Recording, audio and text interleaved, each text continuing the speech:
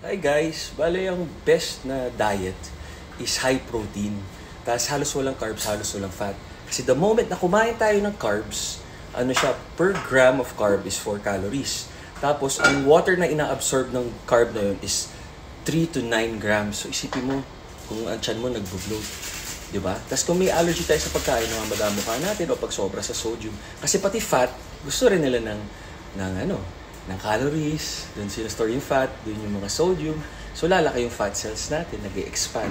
Parang muscle cells, parang ganun. So ang pinakamaganda talaga, high protein. Tapos kung saan kayo hiyang? Sa moderate fat or moderate carbs? Kung moderate carbs, halos walang fat. Kasi pag sumobra yung calories yung fat, diretso fat. Pag moderate fat, halos walang carbs. Keto naman tawag nila. Pag carbs naman, carb cycling. So tandaan nyo, do what works for you. Hindi porket nag-work sa kanya, mag-work sa akin or mag-work sa'yo.